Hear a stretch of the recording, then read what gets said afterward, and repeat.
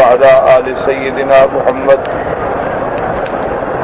كما صليت على إبراهيم وعلى آل إبراهيم في العالمين إنك حميد مجيد. أعوذ بالله من الشيطان الرجيم. بسم الله الرحمن الرحيم.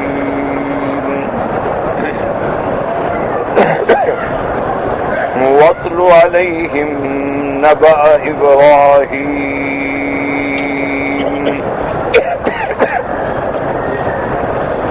إذ قال لأبيه وقومه ما تعبدون قالوا نعبد أصناما فنظل لها عاكفين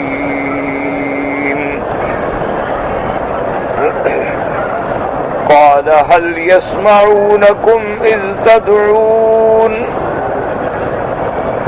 أو ينفعونكم أو يضرون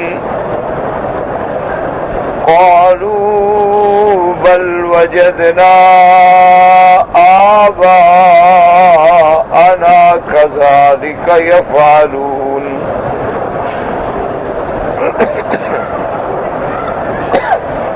قال أفرأيتم ما كنتم تعبدون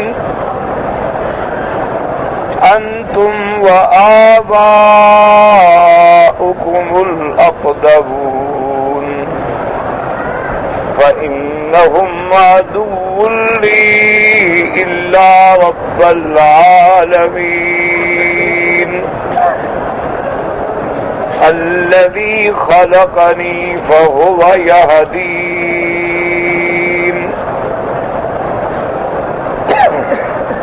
والذي هو يطعمني ويسقين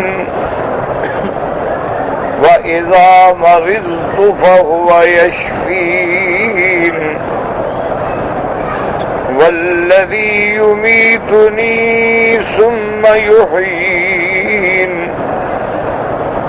والذي أطمع أن يغفر لي خطيئتي يوم الدين. اللہ تبارک و تعالی نے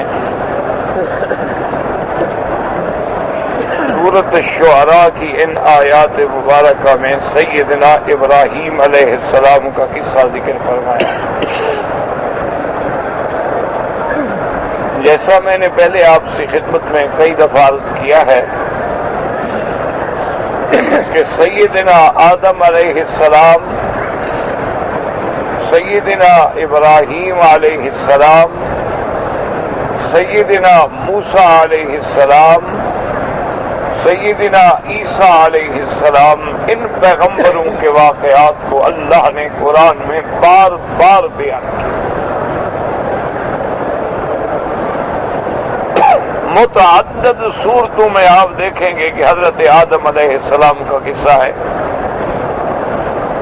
اسی طرح سیدنا ابراہیم علیہ السلام کا قصہ ہے. اسی طرح سیدنا موسیٰ، سیدنا عیسیٰ علیہ الصلاۃ والتسلیم کا قصہ ہے. ورنہ بعض پیغمبروں کا تو صرف قرآن میں ایک دفعہ نام آیا.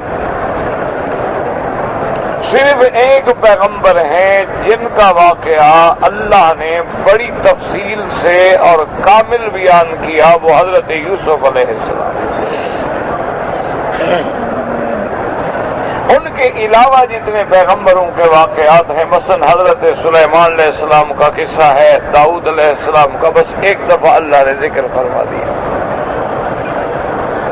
اسی طرح بعض انبیاء علیہم السلام ہیں جن کا اللہ نے صرف نام لیا ہے. 25 انبیاء ہیں جن کا قرآن میں نام لیا.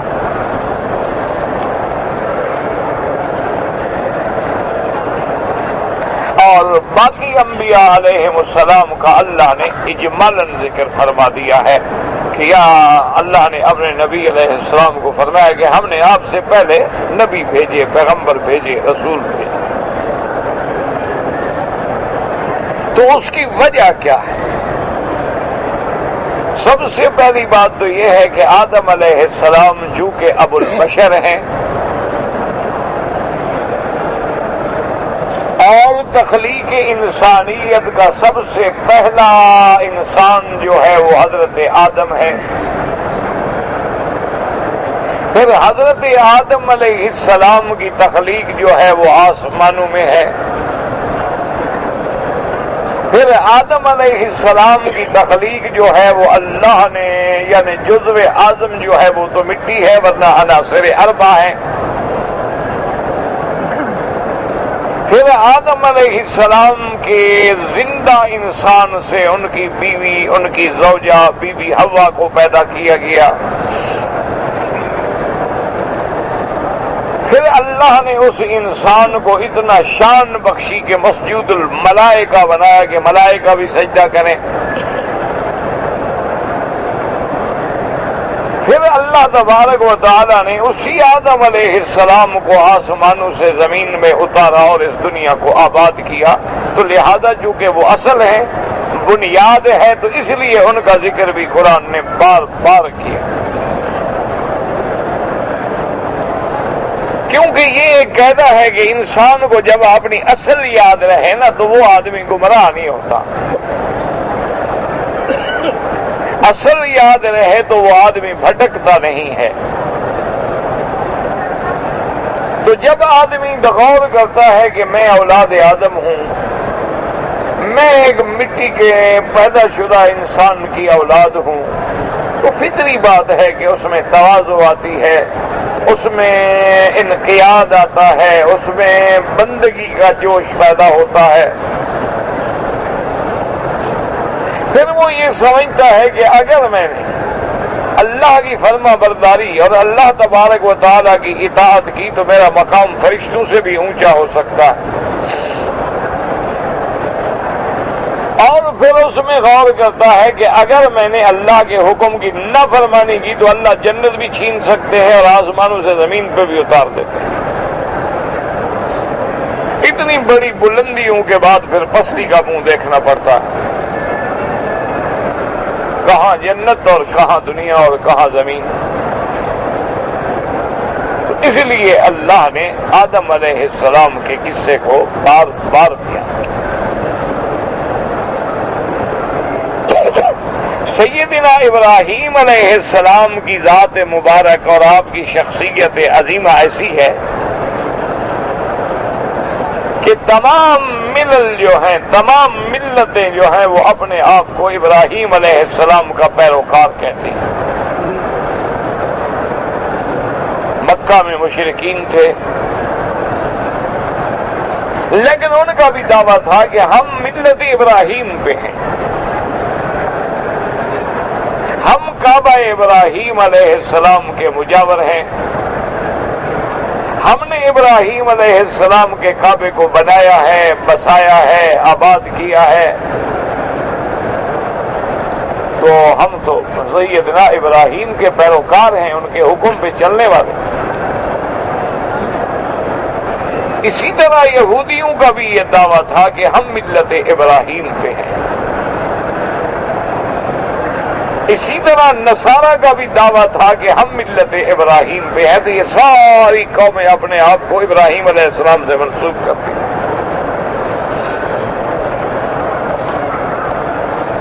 اور میرے آقا رحمت دو عالم کو ان ساری قوموں سے سابقہ پڑا ہے، تو اللہ نے ابراہیم علیہ السلام کا قصہ بھی کھول کھول کے دیا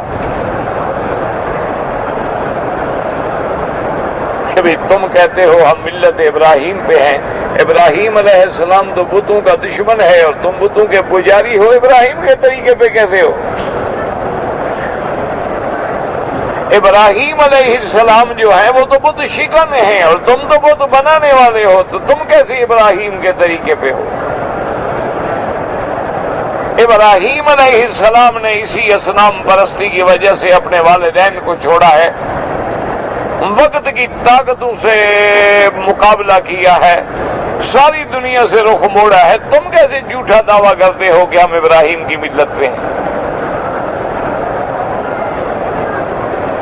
یہودیوں کو بھی اللہ تبارک و تعالی نے قرآن پاک میں وضاحت کے ساتھ ابراہیم کا قصہ بیان کیا کہ تم کیسے دعویٰ کرتے ہو ملت ابراہیم کا؟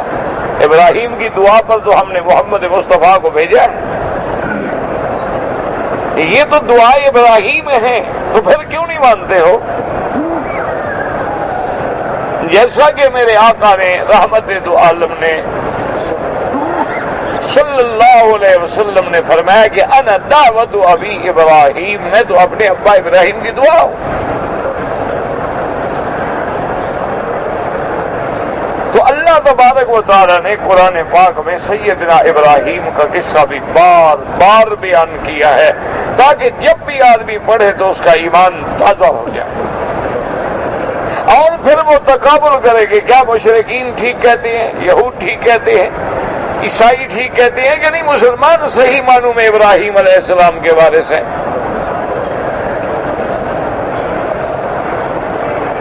اسی طرح سیدنا موسیٰ علیہ السلام، سیدنا عیسیٰ علیہ السلام کہ ان دونوں کے ماننے والے میرے آقا کے زمانے میں موجود تھے، بلکہ یہودی تو مدینہ منورہ میں بیٹھے ہوئے تھے، بنی نذیر تھے، بن قینقاع تھے۔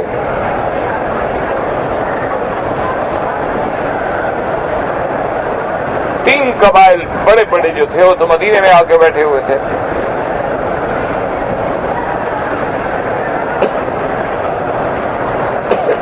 تو اللہ نے موسیٰ علیہ السلام کا واقعہ ابھی کھول کے بیان کیا کہ تم اگر موسیٰ علیہ السلام کو مانتے ہو تو پھر موسیٰ علیہ السلام کا واقعہ سنو میرے بدری محمد مصطفیٰ۔ اسی طرح نصارہ جو تھے اس وقت نجران میں بھی تھے اور شام میں بھی تھے، یمن میں بھی نصارہ تھے، کیونکہ ہرقل جو ہے یہ دین نصارہ پہ تھا۔ اسی طرح یمن کے بادشاہ جو تھے وہ بھی دین نصارہ پہ تھے، وہ بھی اپنے آپ کو حضرت عیسیٰ علیہ السلام سے منسوب کرتے تھے۔ تو اللہ نے قرآن میں کھول کھول کے بیان کیا کہ دیکھو عیسیٰ کی شان تو دیکھو کیسی میرے مدنی محمد مصطفیٰ نے بیان کی ہے۔ اسی لیے جب شاہ حبشہ نے، جب نجاشی نے صحابہ سے حضرت عیسیٰ علیہ السلام کے بارے میں پوچھا اور حضرت جعفر نے سورت مریم پڑھ کے سنائی تو نجاشی رونے لگ گیا اور اس نے کہا واللہ خدا کی قسم ہے جو کچھ اس قرآن میں ہے یہی حق ہے۔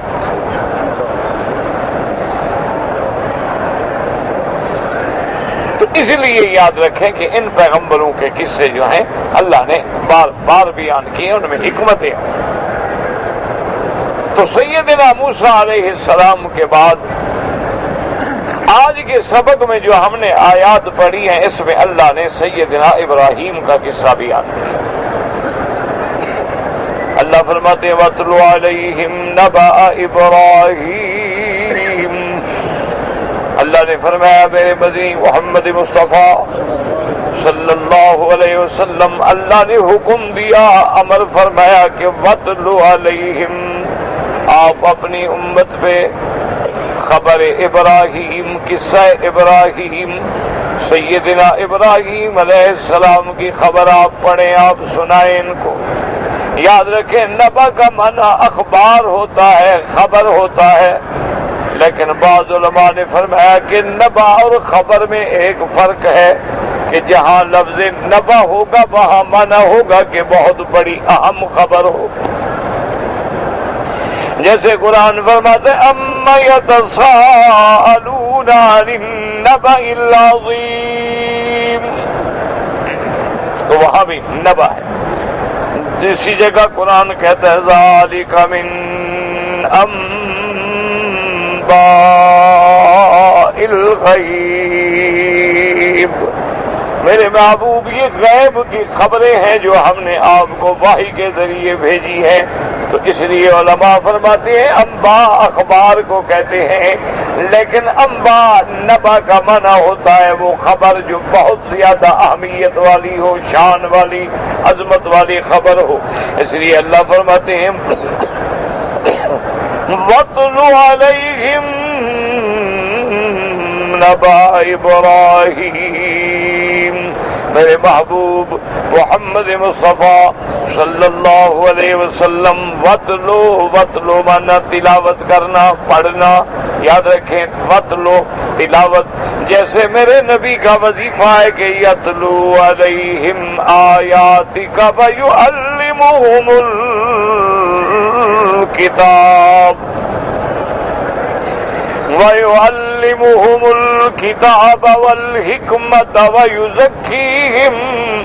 یاد رکھیں یتلو تلاوت سے ہے، تلاوت مانا قرات، تلاوت مانا تلا یتلو پڑھنا، لیکن علماء نے فرمایا کہ لفظ قرات جو ہے وہ عام ہے، قرآن کے پڑھنے کو بھی قرات کہتی ہیں۔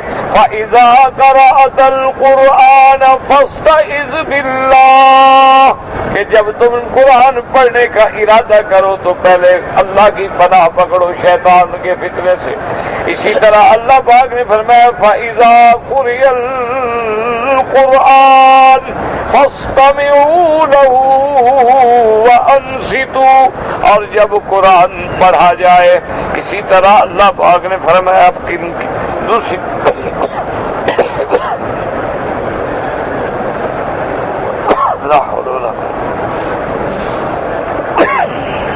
لا تحرك به لسانك لتعجل به إن علينا جمعه وقرآنه فإذا قرأناه فاتبع قرآنه۔ اللہ پاک نے وہاں بھی فرمایا قرآن ان هذا القرآن يهدي للتي هي اقوم، تو قرأ یقرأ مانا پڑھنا، لا یتلو مانا پڑھنا، لیکن دونوں میں ایک فرق ہے، یاد رکھ لو کہ ایک لفظ قرات عام ہے، قرآن پڑھے تو کہیں گے قرأ، اخبار بھی پڑھے تو کہیں گے قرأ، عام کتاب بھی پڑھے تو کہیں گے قرأ، تو میں نے فلاں کتاب پڑھی، فلاں خط پڑھا ہے۔ لیکن جب لفظ تلاوت ہو، یہ اس چیز کے لیے بولا جاتا ہے جس کے پڑھنے میں اللہ کی طرف سے ثواب حاصل ہو۔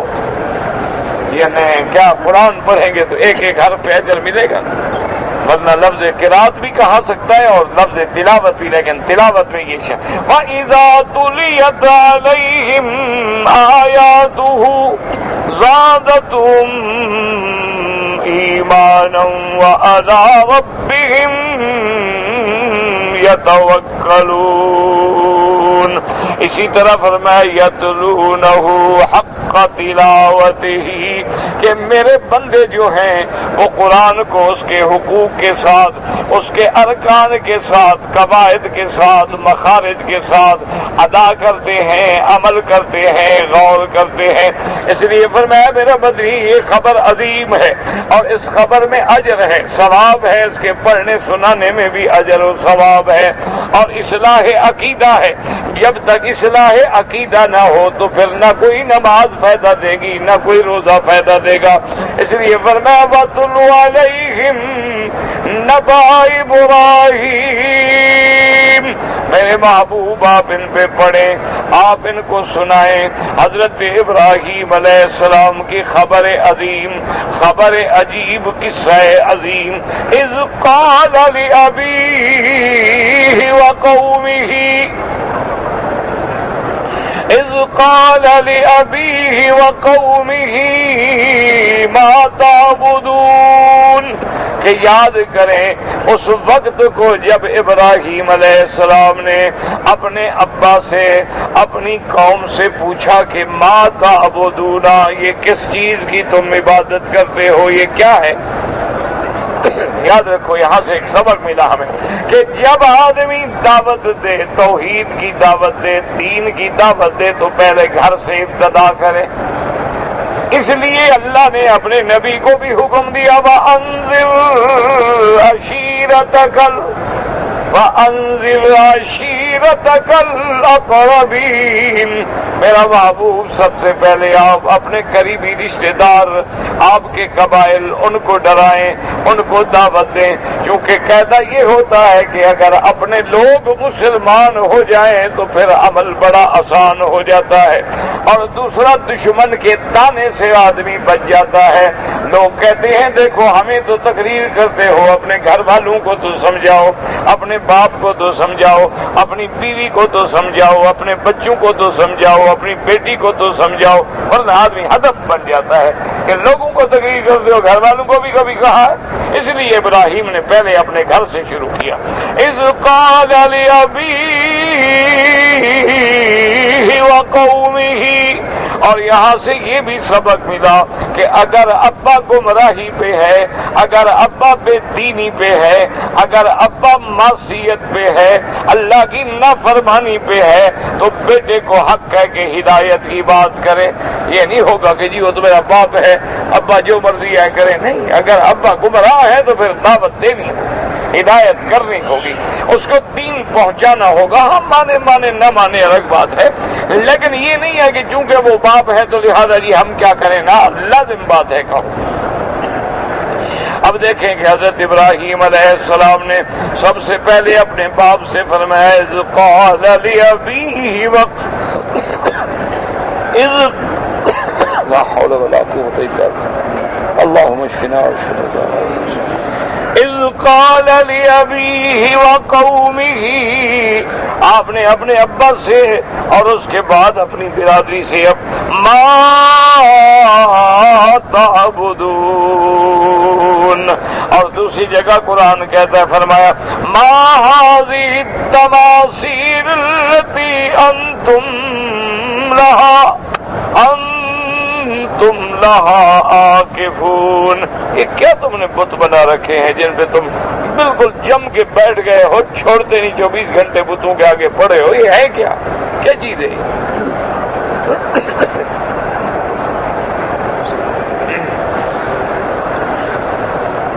اور یہ بھی یاد رکھیں کہ سب سے پہلا کفر اور شرک جو ہے نا یہ بتوں کے رنگ میں ہوا۔ حضرت نوح علیہ السلام کے زمانے میں بھی یہی بت تھے، ابراہیم علیہ السلام کے زمانے میں بھی یہی بت تھے، اور ان کی ابتدا جو ہے وہ بزرگوں کی تصویروں سے بنی، پھر بت بنتے گئے، مجسمے بنتے گئے۔ اسی لیے آج دشمن نے ہمارے ہر گھر میں، ہر جیب میں کیمرہ پہنچا دیا ہے کہ اسی تصویر سے گمراہی کی ابتدا ہو۔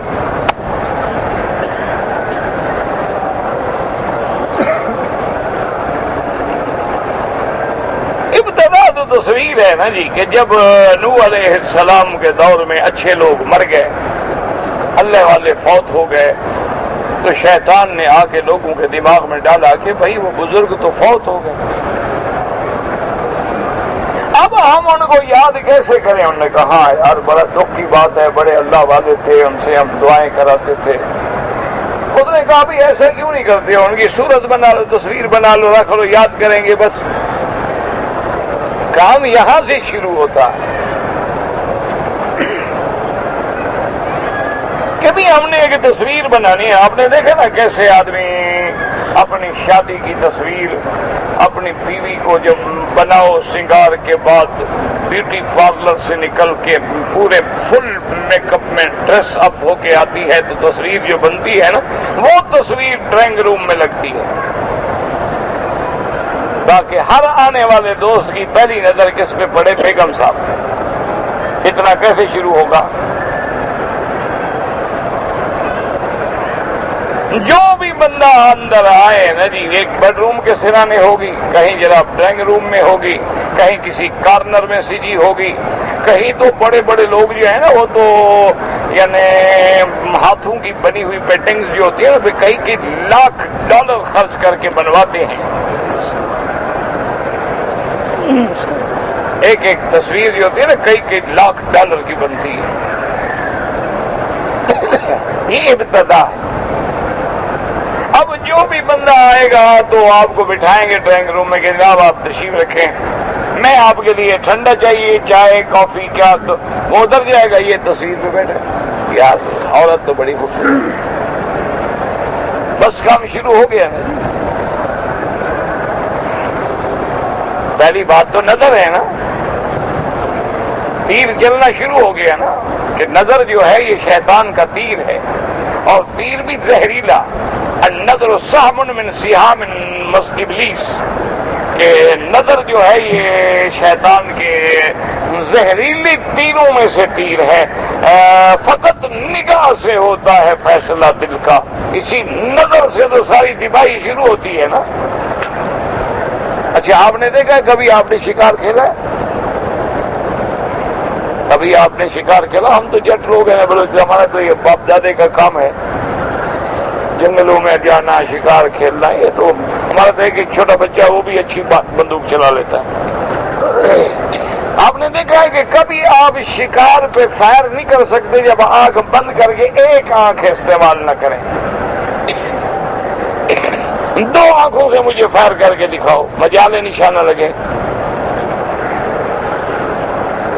لادے میں ایک آنکھ، اچھا کیمرے میں ایک آنکھ استعمال کرتے ہو، دو ایک آنکھ۔ وجہ کیا ہے کہ دجال کی بھی ایک آنکھ ہے۔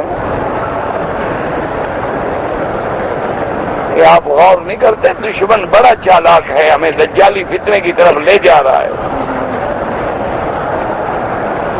یہ مذاق نہیں، سی بی ایس ایک چینل ہے، انٹرنیشنل نیوز چینل ہے، اس کا نشان ہی ایک آنکھ ہے۔ کیوں؟ یہود دجال کی اولاد ہے۔ دجال کون ہوگا؟ یہودی تو ہوگا۔ اس کی انتظار میں ابھی ایک آنکھ کا کام شروع ہو گیا ہے۔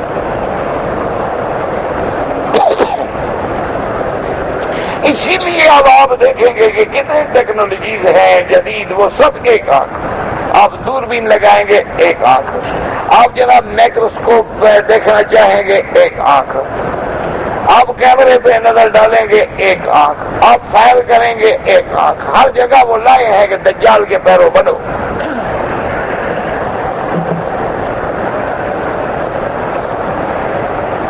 وہ تو لگے ہوئے ہیں، یہ تو آپ ہیں ماشاءاللہ خواب غفلت میں ہیں۔ سبحان اللہ، صبح کو ماشاءاللہ اتنی بڑی روٹی لیتے ہیں، دال پھول لیتے ہیں، اس میں 2 کلو گھی ڈالتے ہیں، لکڑ بھی ہضم، پتھر بھی ہضم، بس کھانے پہ مسلمان قوم ہے لگی ہوئی۔ پیسہ زیادہ آ جائے شادی کر لو، شادی نہ ملے اغوا کر لو، اور زیادہ پیسے آ جائیں بندہ مار دو۔ ہمارا تو یہ کام ہے نا، ہم نہ پڑھ رہے ہیں بھائی۔ وجہ کیا ہے کہ آج تک یعنی دور خلافت راشدہ اور اس کے بعد بنو امیہ، بنو عباس، خلافت عثمانیہ، اس کے بعد جو ہمارے اوپر بریک لگی ہے، ایک بھی ہمارا بندہ نہیں پیدا ہوتا۔ وجہ کیا ہے آخر؟ ورنہ یورپ تمہارا محتاج تھا، سارا علم جو ہے انہوں نے تم سے لیا ہے، تمام جغرافیہ، تمام علوم طبیہ، تمام میڈیکل کا علم سارا مسلمانوں سے لیا ہے۔ تمام ایجادات، تمام گھڑیاں اور جتنا فلکیات کا علم ہے، یعنی آپ حیران ہوں گے کہ ایک بہت بڑا سائنٹسٹ جو ہے، وہ کافی پرانی بات ہے، دارالعلوم دیوبند کو دیکھنے کے لیے گیا، اس کو وہ تو تاریخی طور پہ دیکھ رہا تھا، تو وہاں ایک عالم دین جو تھے وہ اپنے طلباء کو کتاب اقلیدس پڑھا رہے تھے، تو ایسے ہاتھ کو انہوں نے ایسے آپ اٹھی بند کی، کہا کہ یہ دنیا کا نقشہ ہے، اور اس کے بعد وہ سمجھانے لگے۔ وہ کھڑا ہو کے وہ آدھا گھنٹہ سنتا، آدھے گھنٹے کے بعد پاگل ہو گیا۔ اس نے کہا یہ آدمی ہاتھ پہ جو سمجھا چکا ہے، ہم تو 200 کتابیں لے کے نہیں سمجھا سکتے۔ اتنا بڑا علم ان لوگوں میں چھپا ہوا ہے، اس کا دماغ خراب ہو گیا، پاگل ہو گیا۔ کیا رہا کہا ایسے لوگ یہاں پڑے ہوئے ہیں، یہ چٹائیوں پہ بیٹھ کے پڑھاتے ہیں، نہ ان کا گھر ہے، نہ در ہے، نہ ان کے پاس گاڑی ہے، نہ وسائل ہے۔ ہمارے پاس اگر ایسے جینیس قسمی لوگ ہوں تو ہم تو ان کو آسمانوں پہ بٹھا دیں۔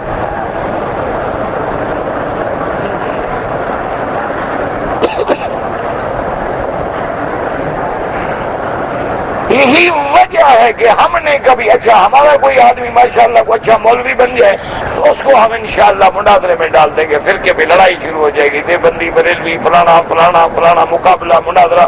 آمین زور سے کہو، آہستہ کہو، ہاتھ کتنا باندھو، پاؤں کتنے کھلے، اسی بھی لڑتے رہو. سارا علم جو ہے اسی میں ضائع ہو جائے گا.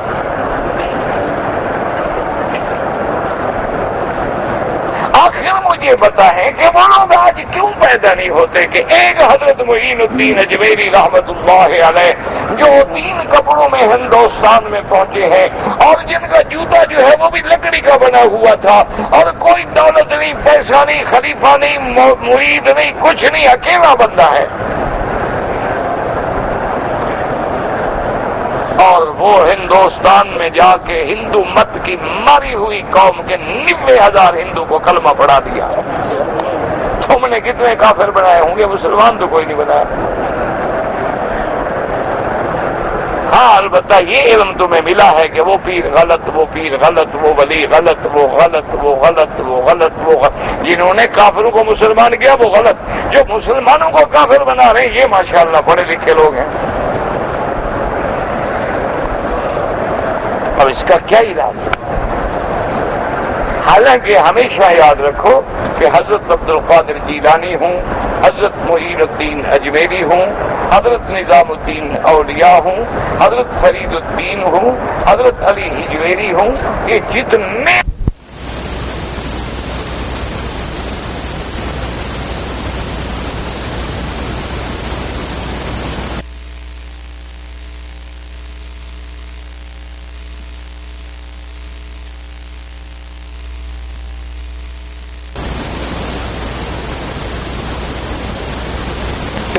صحیح معنی میں اہل سنت والجماعت تھے، صحیح معنی میں متبع قرآن و سنت تھے. ان کے ساتھ جو فتنے والی باتیں ہیں یہ دشمنوں نے ان کی کتابوں میں ڈالی ہیں، یہ ان کی باتیں نہیں ہیں.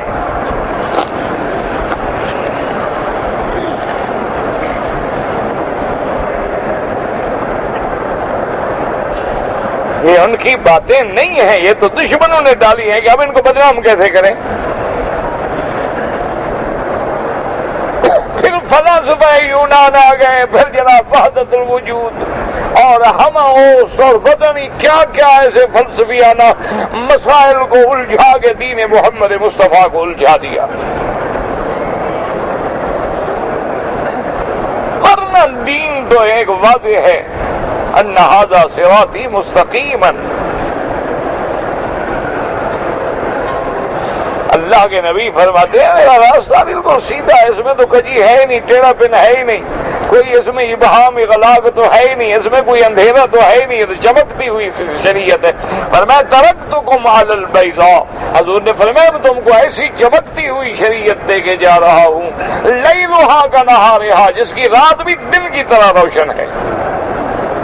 حضور کی روشن تو چمکتی ہوئی شریعت، اس میں تو کوئی اندھیرا ہے ہی نہیں.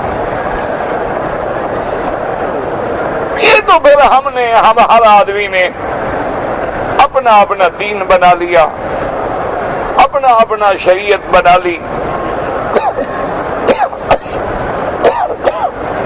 اپنے اپنے طریقے بنا لیے. ورنہ اللہ کا دین تو بڑا واضح ہے. یہ سب سے پہلی گڑبڑ کہاں سے شروع ہوئی؟ تصویر سے. تو حضرت نوح علیہ السلام کے زمانے میں لوگوں نے کہا وہ شیطان ہے نا، بڑے بزرگ کی شکل بن گئی، شیطان بڑا ملعون بلا ہے نا، یہ پیر بن جاتا ہے، مولوی بن جاتا ہے، عابد بن جاتا ہے، یہ بڑا لعنتی سردار بن جاتا ہے. دیکھا نہیں بدر والے دن ابو جہل کے ہاتھ میں ہاتھ ڈال کے جا رہا تھا، میں تمہارے ساتھ ہوں، ڈر کس بات کا، چلو مٹا دو مسلمانوں کو.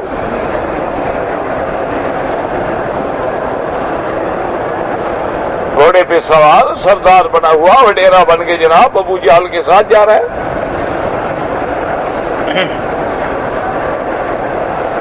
اچھا وہاں جب گیا نا وہ شیطان بھی کبھی کبھی تو شیطان ہے، لیکن جب وہاں گیا بدر کے قریب گیا تو دیکھا کہ وہاں تو آسمان کے فرشتے آئے ہوئے ہیں. وہ بدبخت تو سمجھتا تھا نا، وہ تو رہ کے آیا تھا نا فرشتوں کے ساتھ، اس کو تو پتا تھا فرشتوں کی طاقت کا، ابو جہل کو تو پتا نہیں تھا. اب جناب تھوڑا سا آہستہ آہستہ ذرا پیچھے گھوڑے کی رفتار کم کر دی. ابو جہل دیکھے یار یہ پیچھے کیوں جا رہے ہیں، آگے آؤ یار. وہ اور پیچھے ہو. ابو جہل نے ہاتھ سے پکڑ لیا کہ چلو یار یہ آپ قریب آ گئے, اب تم ڈھیلے کیوں پڑ گئے, ڈر گئے ہو. اور نے کہا بات سنو, انی ارا ما لا ترون, میں جو کچھ دیکھ رہا ہوں نا تم نہیں دیکھ رہے ہو. اب مجھے چھٹی, اکیلے بھگتو. شیطان اسی طرح کراتا ہے نا کہ زنا کر لو, جب کر لیا کہتے منہ کالا کر لیا, اب تم جانے, تمہارا کام جانے. اب بھگتو, راز کھل گیا تو مارے جاؤ گے, قتل بھی کر دو. کہنے پہلے تو زنا کا جرم تھا نا, قتل کا بھی ہو جائے. اور بدبخت تم نے اکسایا, اس نے کہا مزے تم کرتے, اکسایا میں نے تھا. کارے بد تو خود کرو, لعنت کرو شیطان پہ. منہ کالا اپنا کرتے ہو, کہتے شیطان نے کرایا ہے. اللہ نے جو 1,24,000 نبی بھیجا ان کی تو بات تم نے نہیں مانی, میری کیوں مان لی؟ اللہ نے نبی بھیجے, پیغمبر بھیجے, کتابیں بھیجی, ان کی تو تم نے مانی نہیں. میری تم نے مان لی. سب سے زیادہ مجھ پہ پکڑ, لا تلومونی, مجھے ملامت نہ کرو, لوموا انفسکم, اپنے آپ کو ملامت کرو, لعنتی تم ہو, میں نہیں ہوں.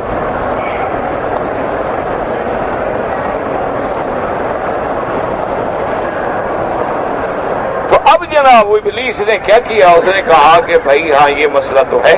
انہوں نے کہا جی ہمیں تو پتہ نہیں تصویر کیسے بنے گی. انہوں نے کہا اچھا چلو چھوڑو, یہ مسئلہ میں حل کرتا ہوں. میں کوشش کرتا ہوں کہ تمہیں ان کی مجسمے, ان کی ممیز, ان کی تیار کر کے دیتا ہوں. دیکھو اس نے پھر بزرگوں کی جناب وہ شبیہ بنائے, تمثیل بنائی, ان کے بت بنائے. انہوں نے دیکھا, انہوں نے کہا ہاں یار کمال ہے, یہ تو بالکل ہمارا بزرگ خود بیٹھا ہوا ہے. کام یہیں سے گڑبڑ ہوتا ہے. آپ نے دیکھا نہیں کہ گاڑیوں میں لوگ مرشد کی تصویر لگی ہوئی, اس پہ پھول بھی ڈالے ہوئے. گھر میں بڑی بڑی قد آدم پورٹریٹ لگے ہوئے ہیں بزرگوں کے, پیروں کے, اس میں صبح ہار پہناتے ہیں. اور ہندوؤں کی طرح باقاعدہ پرنام کرتے ہیں, پیر سائیں میں گھر سے اب باہر نکل رہا ہوں, ذرا خیال رکھنا. وہ اپنا خیال نہیں رکھ سکتا, تصویر گر جائے اوپر اٹھا لے گا. نہ پیر صاحب کی تصویر جو گر جائے اوپر سے خود لگا لے گا بلا اوپر. اپنی تصویر تو لگا نہیں سکتا, تمہارا خیال رکھے گا. خود منو مٹی کے نیچے سو گیا, منومن مٹی اوپر آ گئی, اپنا خیال رکھا نہیں, تمہارا خیال رکھے گا کیونکہ تم جا رہے ہو, پیر صاحب تمہارے ساتھ ہیں. اچھا خدا کی شان ہے کہ پیر بھی ایسے ہیں کہ ڈاکو ڈاکہ مارنے جائیں وہ بھی جاتے ہیں مزار پہ کہ سائیں مہربانی کرے آج ذرا شکار اچھا مل جائے تو تمہارے نام پہ جاتے رہتے ہیں, ان کے ساتھ بھی جاتے ہیں.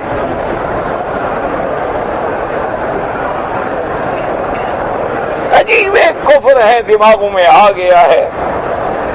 ڈاکو بھی بنتیں مان رہا ہے, گھر والا بھی مان رہا ہے. ہمارے گھر کی حفاظت رکھنا پیر صحیح, کوئی ڈاکو نہ آ جائے.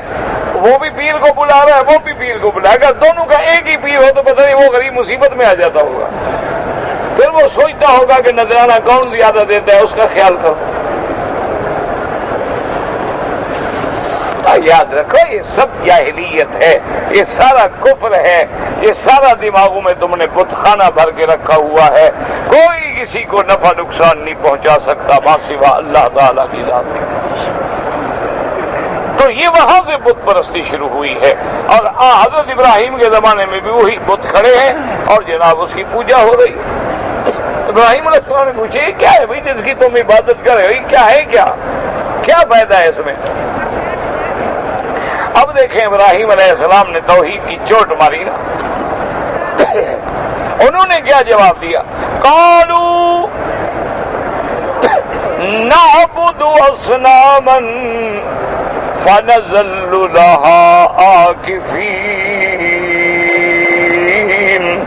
کہنے لگے ابراہیم دیکھتے ہو ہم تو ان بتوں کی عبادت کرتے ہیں اور اسی پہ ہم جم کے رہ گئے ہیں, اسی عبادت پہ ہم جمے ہوئے ہیں.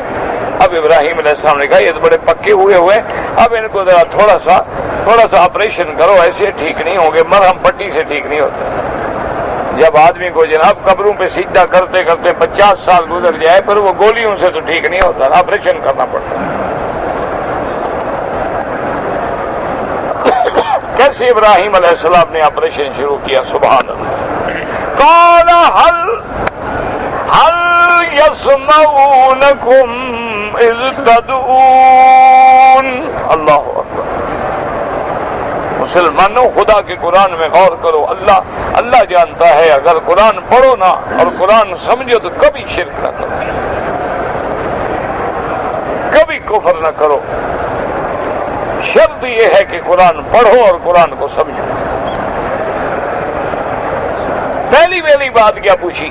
هل يسمعونكم اذ تدعون, کہ جب تم ان کو پکارتے ہو یہ تمہاری پکار سنتے ہیں. کہاں سے چوٹ لگی کہ شرک یہیں سے آتا ہے نا. یا عبد القادر جیلانی شیئا للہ, یا معین الدین اجمیری, تو پکار رہے ہیں. کیوں؟ عقیدہ ہے کہ سنتے ہیں. اگر نہیں سنتے کیوں پکار رہے ہیں؟ پاگل ہو گئے. بھئی جو نہ سنتا ہو پکارے گا کوئی؟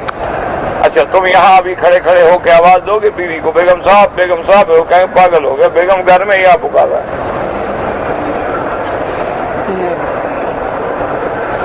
اچھا کمال یہ ہے کہ بیگم گھر میں زندہ ہے, وہ تو دور سے نہیں سنتی. مرشد فوت ہو کے 2.5 میٹر نیچے چلا گیا, وہ سن لیتا ہے. اسی لیے ابراہیم نے چوٹ کی کہ سنتے ہیں تمہاری بدبختوں. ان کی جو پوجا کر رہے ہو, چلو یہ کسی بزرگ کی صورت ہے تو پوجا ان کی کر رہے ہو, تو بزرگوں کو کیا پتا ہے کہ تم ان کو پکار رہے ہو؟ بتلاؤ تمہاری سنتے ہیں. هل يسمعونكم اذ تدعون, اور دوسری طرف پاری او ينفعونكم او يضرون. اتنے عرصے سے جو تم عبادت کر رہے ہو یہ اپنے عبادت کرنے والوں کو نفع پہنچاتے ہیں. اچھا چلو نفع نہ دیں, عبادت نہ کرو تو نقصان دیتے ہیں. اب کیا کریں جناب, کیا بتائیں, کیا جواب ہے؟ جن بتوں کو انہوں نے خود بنایا ہے, اپنے ہاتھوں سے بنایا ہے, سنوارا ہے, سجایا ہے, بت خانے میں لا کے رکھا ہے. اچھا دھوپ میں رکھ دو تو سائے میں نہیں آ سکتے, سائے میں رکھ دو دھوپ میں نہیں جا سکتے, تو وہ کیا نفع نقصان دیں گے؟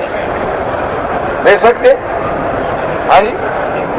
اچھا جو ان کو الہ سمجھے ہوئے ہیں, دیوتا سمجھے ہوئے ہیں, بھگوان سمجھے ہوئے ہیں, وہ عقل والے ہیں. اچھا تم جن بزرگوں کی پوجا کرتے ہو, سجدے کرتے ہو, قبروں پہ جاتے ہو, چومتے ہو, چاٹتے ہو, ہاتھ باندھ کے کھڑتے ہو, الٹے پاؤں چلتے ہو, ان سے مانگتے ہو, کیا خیال ہے کہ جب وہ دفن ہوئے, جنازے تم نے پڑھے, قبریں تم نے کھودی, نیچے گئے تو مشکل کشا ہو گئے؟ یعنی جب تک زندہ تھے تمہارے محتاج تھے, بیمار تھے تو دوا تم پہنچاتے تھے, ڈاکٹر تم لے جاتے تھے, انجیکشن تم لگواتے تھے, کھانا تم کھلاتے تھے, اگر کبھی حرم میں آئے تو ریڈی پہ تم لاتے تھے, ویل چیئر تم دھکیلتے تھے. مرنے کے بعد مشکل کشا ہو گئے.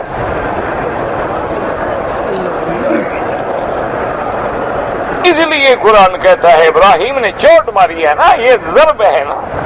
او ينفعونكم او يضرون.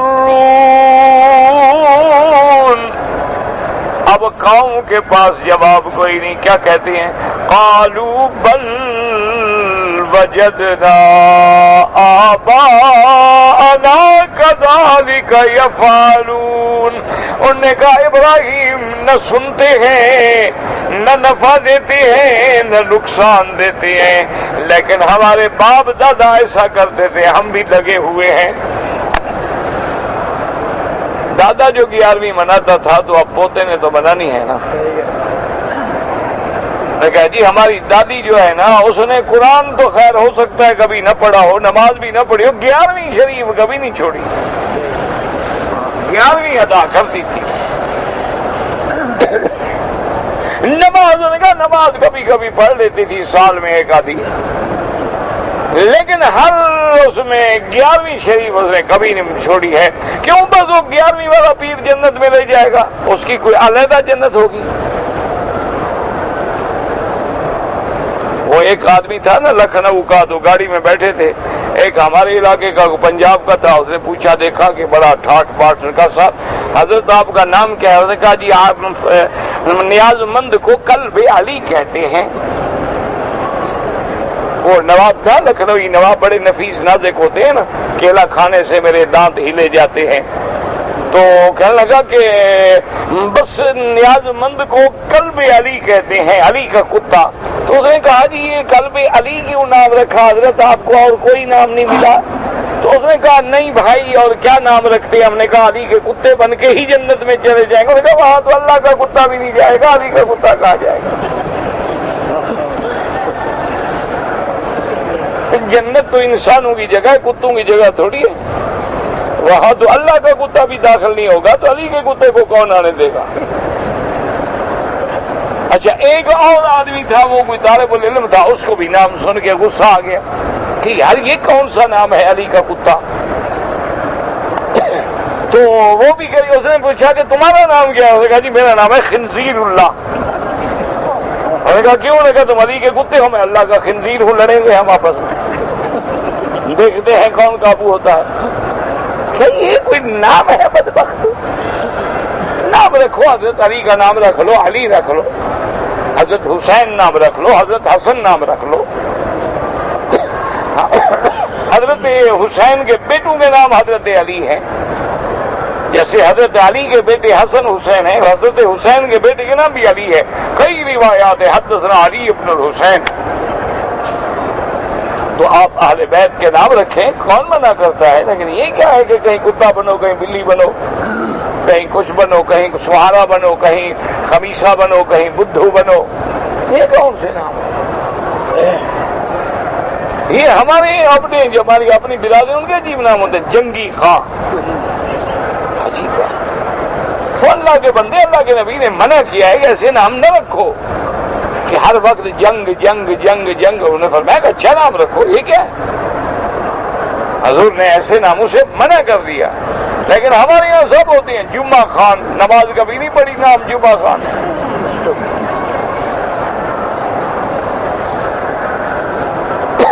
مسجد میں کبھی نہیں کیا نام رکن الدین. سبحان اللہ، دین کا ستون ہے، مسجد کبھی نہیں دیکھے. انا للہ و انا الیہ. دعا کریں بس. اب یہی وجہ کیا ہے؟ یہی باپ دادے کا طریقہ کھاتا ہے. وہ جی میرا باپ کرتا تھا، دادا کرتا تھا، کل خانی جمعراتیں. یہ تو آج کوئی وہاں بھی چھوکرے پیدا ہو گئے ہیں کہتے ہیں بدعت ہے. ہمارا باپ دادا سارے کل خانیاں کرتے تھے. اسی لیے انہوں نے بھی یہی جواب دیا. قالوا، بالکل سیدھی بات کی، قالوا بل وجدنا آباءنا كذلك يفعلون. انہوں نے کہا ہم نے تو اپنے باپ دادے کو دیکھا اسی طرح کرتے تھے. ابراہیم علیہ السلام نے اب مزید ظلم. قال افرأيتم ما كنتم تعبدون انتم وآباؤكم الاقدمون. آپ نے فرمایا بدبختو، پتہ ہے کہ تمہارے باپ دادا کس چیز کی عبادت کر رہے ہو. فإنهم عدو لي إلا رب العالمين.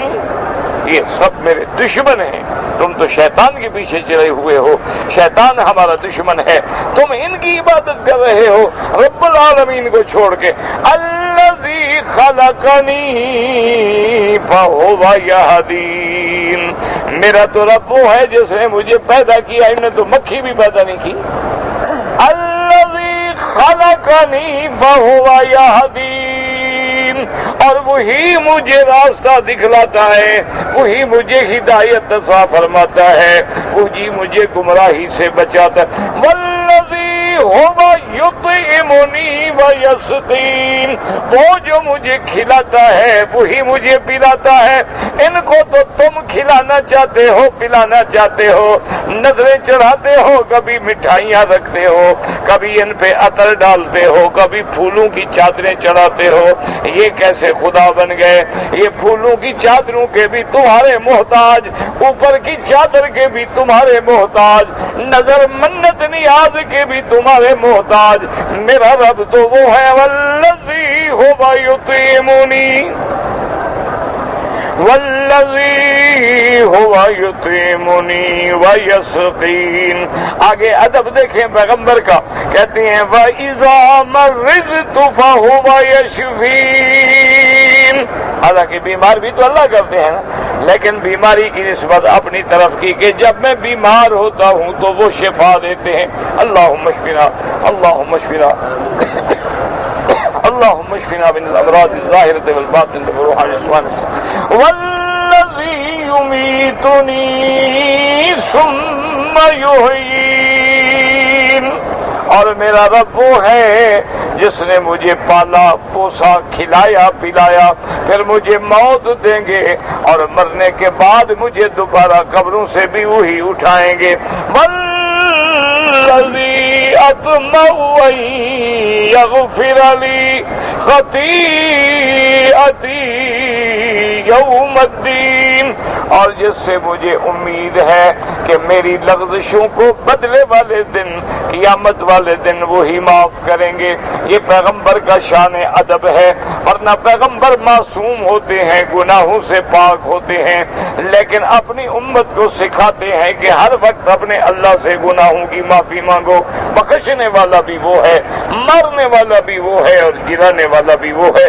اللہ آپ کو بھی اور مجھے بھی صحیح عقیدہ توحید نصیب فرمائے.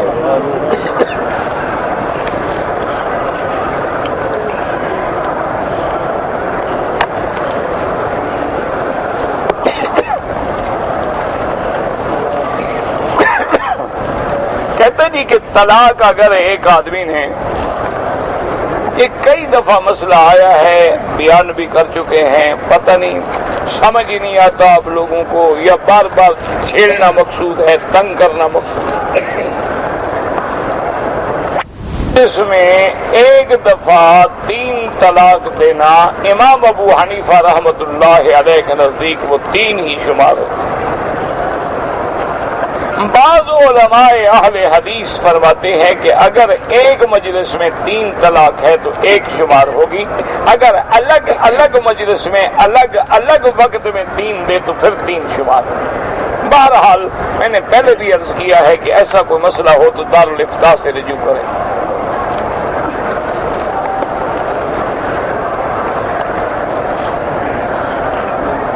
کہتے جی کہ تشہد میں انگلی کا بار بار اٹھانا جو ہے، اصل بات یہ ہے میرا عزیز کہ حدیث میں آتا ہے یحرک تحریک، تو بعض علماء فرماتے ہیں کہ تحریک کا معنی وہ حرکت دیتا رہے. احناف کے نزدیک ہے کہ بس ایک دفعہ اشہد اللہ الہ الا اللہ، نفی اس بات کہ غیر اللہ کی نفی کرے اور اللہ کا اس بات کرے، بس ایک دفعہ کا. کہتے جی کہ حرمین الشریفین میں تراویح جو ہے 20 رکعت ہے، اور بعض مساجد میں 8 پڑھتے ہیں. جتنا پڑھیں گے اتنا گڑ اتنا میٹھا. 20 رکعت پڑھیں گے تو 20 لاکھ کا ثواب ملے گا، 8 رکعت پڑھیں گے تو 8 لاکھ کا ثواب ملے گا. ہم تو جھگڑا کرتے نہیں. اگر ان کو زیادہ پڑھنے پہ جھگڑا ہے تو ان کی مرضی ہے، اللہ ہدایت ہے. ہم تو کہتے ہیں کہ رمضان کی راتیں ہیں بھی جاگنے کے لیے، کہ من صام رمضان ایمانا و احتسابا. اسی طرح ہے کام رمضان ایمانا و احتسابا، کہ رمضان کی راتیں زیادہ سے زیادہ جاگنے کے لیے ہیں، زیادہ سے زیادہ قیام کے لیے ہیں، زیادہ سے زیادہ عبادت کے لیے ہے. الحمدللہ جو 8 پڑھتے ہیں اللہ قبول فرمائے، جو 20 پڑھتے ہیں اللہ قبول فرمائے. لیکن اس میں کوئی شبہ نہیں ہے کہ اللہ بڑے عدل والے ہیں، جتنی پڑھو گے اتنا ثواب دیں گے.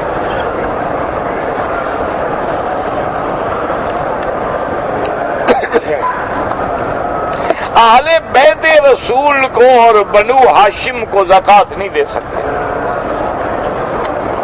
زکوٰۃ جو ہے نا دراصل یوں سمجھیں کہ مال کا میل ہے.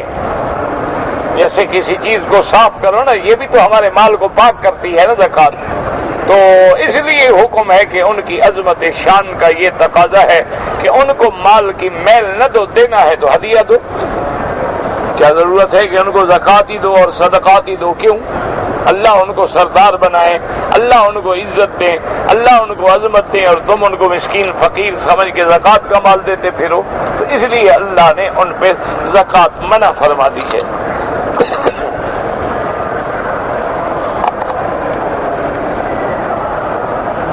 کہتے جی کہ اگر کوئی آدمی قرآن پڑھ رہا ہے اور سجدہ تلاوت آ جائے اور اوقات مکروہ ہوں تو کر لے تو کوئی منع نہیں ہے، کیونکہ یہ کوئی نماز تو ہے نہیں۔ مسئلہ تو اوقات مکروہ میں نماز کا ہے نا، صرف سجدہ تو نہیں۔ اور بعض علماء فرماتے ہیں کہ مطلقاً کوئی سجدہ نہ کرے، حتیٰ کہ سجدہ شکر بھی نہ کرے، سجدہ تلاوت بھی نہ کرے، بعد میں کر لے۔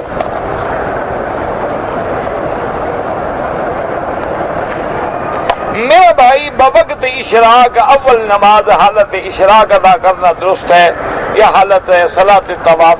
دیکھیں میرا بھائی، اشراق کا الگ ثواب ہے، طواف کا الگ ثواب ہے۔ اب اشراق کے بارے میں صحیح حدیث ہے کہ جو انسان فجر کی نماز پڑھ کے مسجد میں رہے، چاہے طواف کرتا رہے مسجد میں، دنیاوی باتیں نہ کرے، قصہ کہانیاں نہ کرے، چپ رہے، ذکر اللہ کرے، قرآن پڑھے، جب سورج نکلنے کے بعد ایک نیزے کے برابر اونچا ہو جائے پھر اٹھ کے وہ 2 رکعت کر کے 4 رکعت پڑھ لے تو اس کو اللہ تبارک و تعالی ایک مقبول عمرے کا ثواب عطا فرماتے ہیں، تو بہت بڑا اجر ہے۔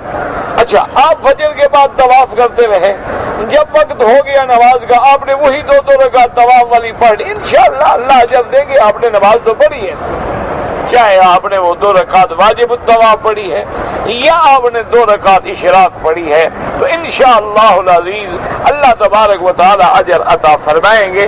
لیکن کوشش یہ کریں کہ 2 رکعت طواف جو ہے وہ الگ پڑھیں اور اشراق جو ہے وہ الگ پڑھیں، کیونکہ جتنا زیادہ عبادت کریں گے اتنا زیادہ اجر ملے گا۔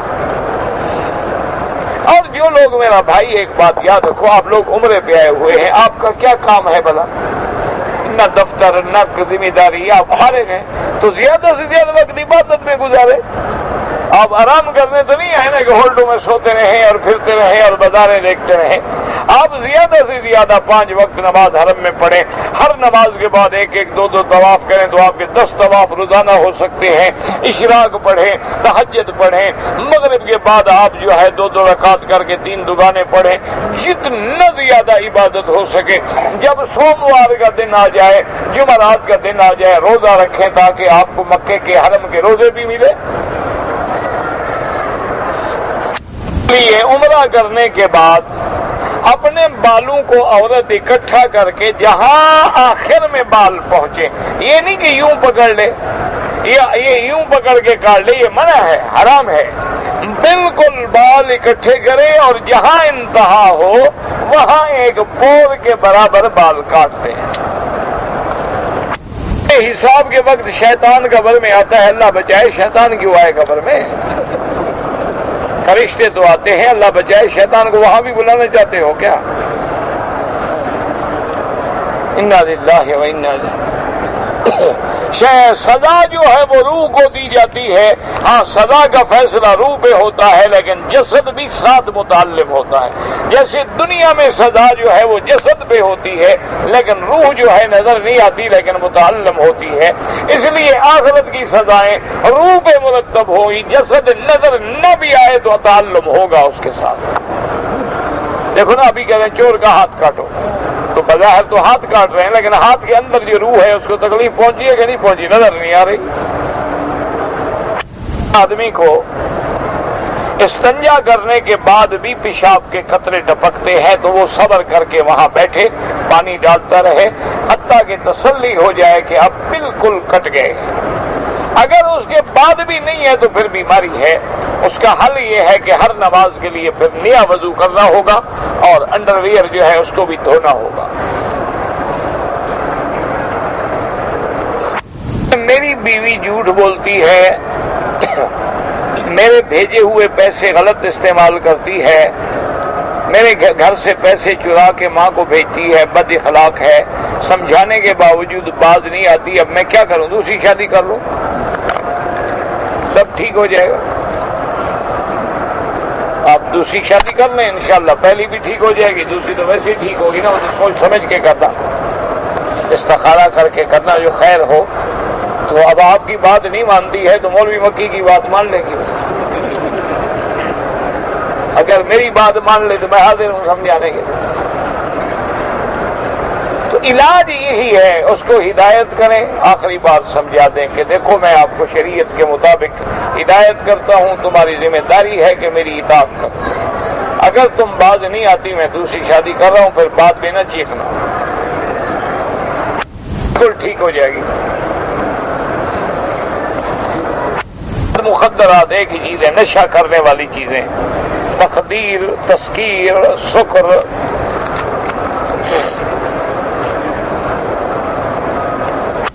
جدہ جاتے ہیں سیر کرنے کے لیے، واپسی میں مکہ آئیں اور احرام نہ باندھیں، کوئی حرج نہیں. جدہ کوئی میقات تھوڑا ہے، جدہ تو حرم سے باہر ہے، میقات تو یلملم ہے.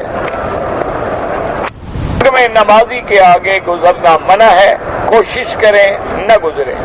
مجبوری ہو تو سجدے کی جگہ پہ پاؤں نہ آئے، دور ہو کے گزریں. سے پہلے جو ٹکڑا ہے غلاف خالی ہے، رکن یمانی موقع ملے ہاتھ لگائیں، نہ ملے چلے جائیں. رسول پہ جب سلام پڑھیں تو صحابہ پر ہاں بالکل ابو بکر عمر پہ بھی لازم پڑھیں. اگر نہیں پڑھیں گے تو مانا بغض شیخین ہے، اور بغض شیخین والا تو مسلمان نہیں ہو سکتا. صبح کی نماز پڑھنے کے بعد مسجد عائشہ دیکھنے چلے گئے. وہاں جا کے ہم نے 2 رکعت بھی پڑھی، احرام نہیں باندھا، کوئی بات نہیں، کوئی ضروری نہیں.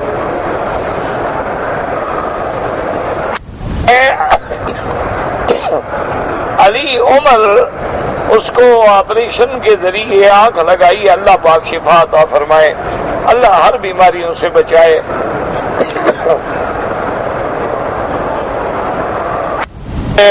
دعا کرتے ہیں آپ کی بڑی مہربانی. حرم شریف میں بھی جب آئیں تحیت المسجد ادا کریں. جتنی نماز پڑھو گے اتنا اجر ہے نا اللہ کے بندے. ہے طواف نہ کر سکو تو 2 رکعت پڑھو. اس نے غصے میں آ کر بیوی کو ایک بار طلاق دی. طلاق دینے کا مقصد نہیں تھا، ڈرانا تھا. طلاق کا لفظ کیوں کہا؟ اور دوسرا طلاق آدمی غصے میں دیتا ہے، محبت میں تو کبھی کسی بے وقوف نے طلاق نہیں دی. جب بھی کوئی طلاق دے گا غصے میں دے گا، طلاق ہو جاتی ہے. اگر کسی بندے نے غلطی سے منہ سے نکل گیا بیوی کو